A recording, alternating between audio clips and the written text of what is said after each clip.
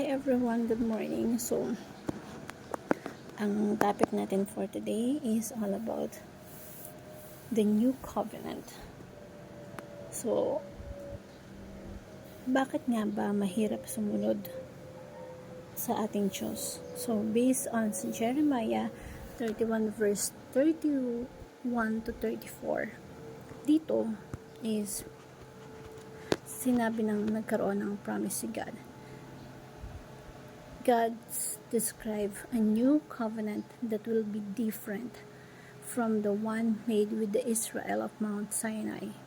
This new covenant will be characterized by the placing His law within the people's minds and writing it on their hearts, resulting a deeper, more personal relationship with God, and when everyone from the least of the greatest will know Him, and He will forgive their iniquities and remember their sins no more. So, nung una kasi, ang difference ng Old Covenant sa New Covenant, ang Old Covenant, ang law ni God, dalawa yun, law ni God at law ng tao na ginawa niya, is written in the tablet, nakasulat sa bato. But since patuloy pa rin yung cycle ng Israel na magre-rebelde, papatawarin ni God, magre-rebelde, papatawarin ni God. Ang ginawa ni God pagdating sa Old Covenant, sa New Testament, sa New Covenant, gumawa siya ng panibago. Instead na nakasulat sa tablet sa bato, is sa pamamagitan ng Holy Spirit, isinulat yung law, yung covenant ni God sa heart natin.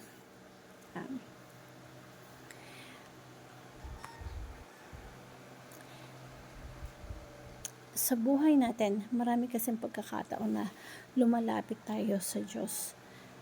Pero lumalayo din tayo. Ganito yung cycle ng buhay ng tao ng mga Israelites before. That's why lagi silang nagbabiolate ng law, ng kautusan ng Diyos.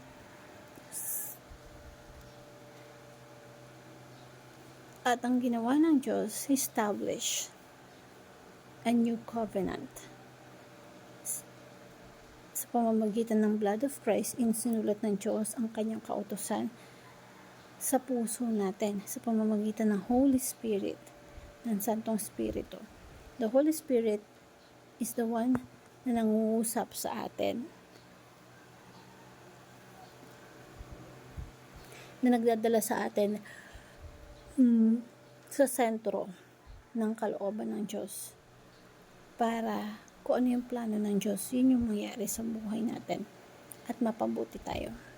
Kailangan lang nating makinig. Sabi nga ni God sa mga taga-Israelite, ako ay inyong magiging Diyos, kayo ay magiging aking tagasunod, pero kailangan nyo kong sundin. So, kailangan lang natin makinig at sumunod sa ating Panginoong Diyos. Isinulat ng Diyos ang kanyang kautusan sa ating mga puso sa pamamagitan ng Holy Spirit. And the Holy Spirit established people to obey in God, and we need to empower the Holy Spirit. Yung laman natin gusto ang kasalanan. Pero the Holy Spirit lead us to obey God's because of the presence of the Holy Spirit. Kasi kung mag-base tayo sa sarili nating gawa, mahihirapan tayong sumunod sa Kanya. That's why binigay sa atin, sa puso natin ng Holy Spirit. Para ito yung mag-lead sa atin, yung mag-guide sa atin kung anong dapat natin gawin. Jesus Christ established the new covenant sa pamamagitan ng Kanyang laman, flesh, diba? So, araw-araw po tayo nakikinig sa Holy Spirit, and right now, dapat makinig tayo. Right now, dapat. Kung sa buhay mo ngayon is parang paulit-ulit lang yung cycle ng life mo na nangyayari sa iyo at walang pagbabago, lalapit ka kay God, lalayo ka, lalapit ka kay God. So wala ka na sa ganung cycle of life, makinig ka sa Holy Spirit. Kasi Siya yung sa pamamagitan niya, mangungusap ang Diyos sa'yo para itama yung way of life mo at dalhin tayo sa tamang direksyon with the will of God. Ito po ay pangako ng Diyos. Magkakaroon tayo ng new covenant. At ang new covenant na yun ay nasa atin na, ibinigay na sa natin. Kailangan lang natin panampalatayaan ang Santong Spirito, ang siyang gumagabay sa atin. Binigyan tayo ng Santong Spirito upang mamuhay tayo ayon sa kalooban ng Diyos. When we listen to Holy Spirit, it will lead us to the right path to live a holy life. Salamat sa Holy Spirit na ibinigay sa atin, na nagpapakabanal sa atin to live a holy life. We have to depend on the Holy Spirit at hindi sa sarili natin.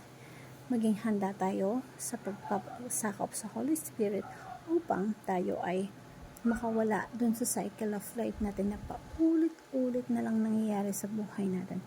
We have to listen and obey the Holy Spirit according to the will of God. So, hope ito po sa verse po natin, meron tayong natutunan and nakita natin na sa pamamagitan ng Holy Spirit, napakadali sumunod sa Kanya. Ang gagawin lang natin, we have to listen and obey. Hope you learned something. Thank you everyone and God bless.